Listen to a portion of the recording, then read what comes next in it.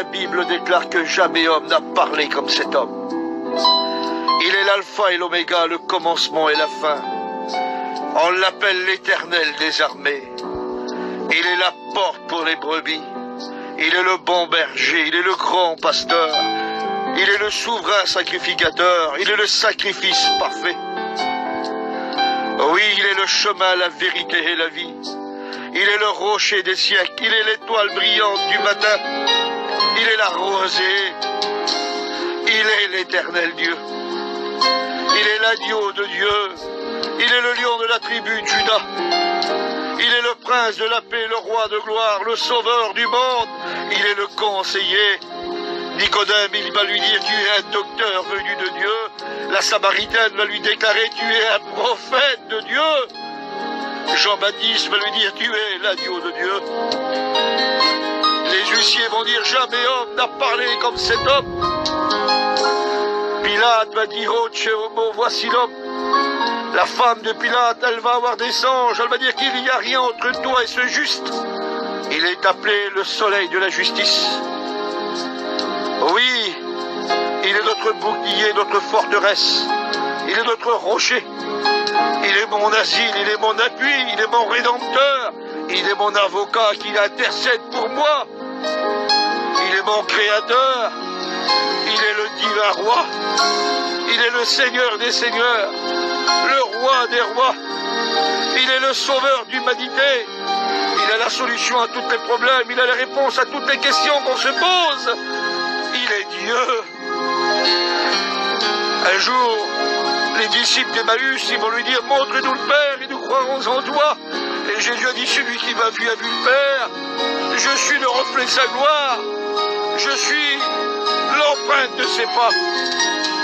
Il est Dieu, il est l'Éternel.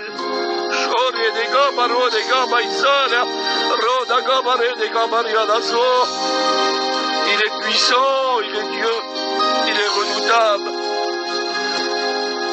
Il est le commencement et la fin. Il est la parole faite chair, selon l'évangile de Jean.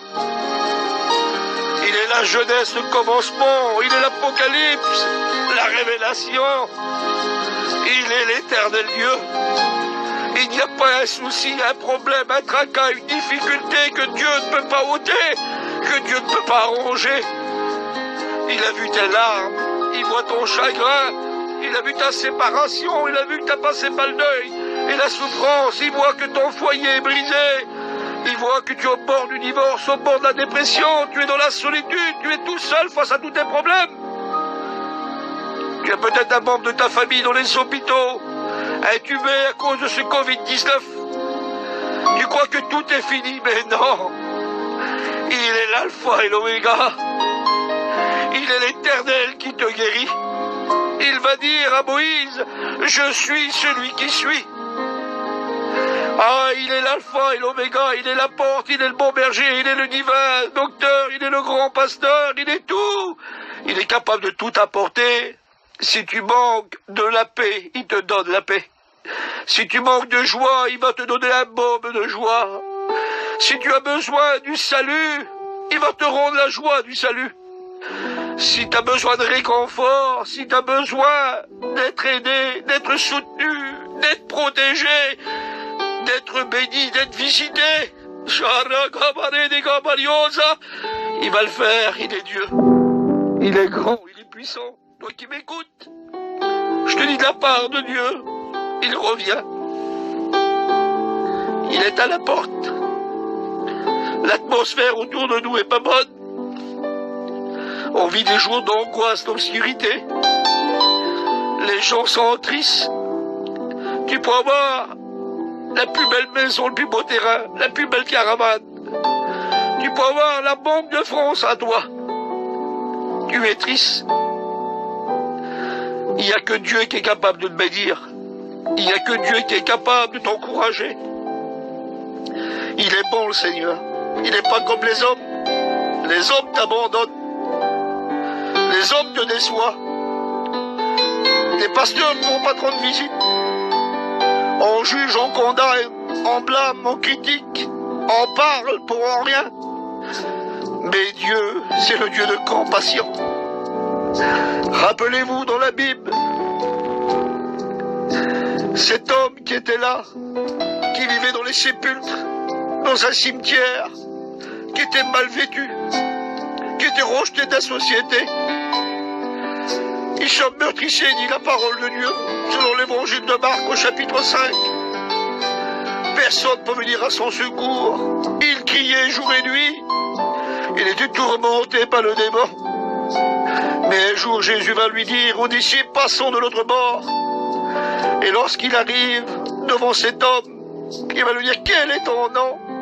Il va dire Légion. Car plusieurs personnes étaient en lui. Et Jésus va lui dire, sors de cet homme. Et la Bible dit qu'il va revenir dans son bon sens. Il va te délivrer. Il va demander, Seigneur, permets-moi de te suivre.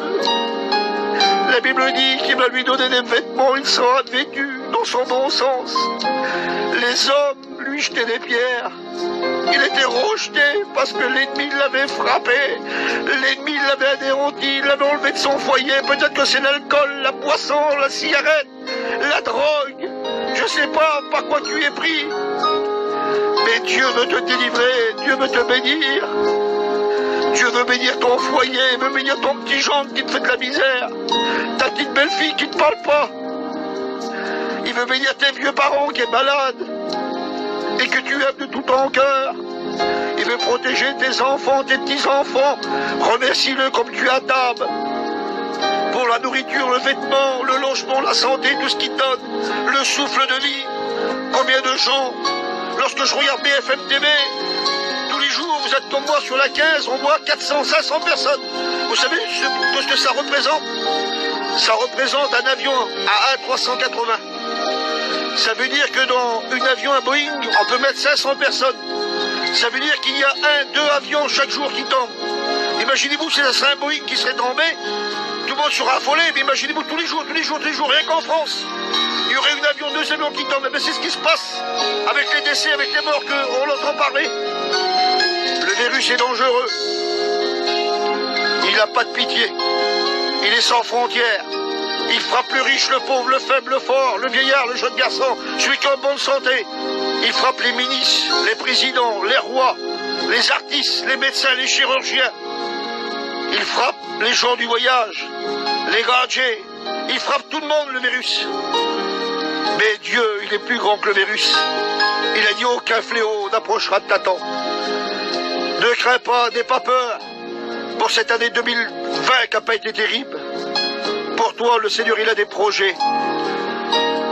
Il va te déclarer dans Jérémie 21, j'ai des projets pour vous. Non pas des projets de malheur, mais des projets de paix. Avec un navire et une espérance. Un chrétien, il a une espérance. Je prie pour vous, que Dieu vous bénisse et vous encourage. Faites-lui confiance, quel que soit ton problème. Appelle-le, il est là, il est tout près de toi. Amen.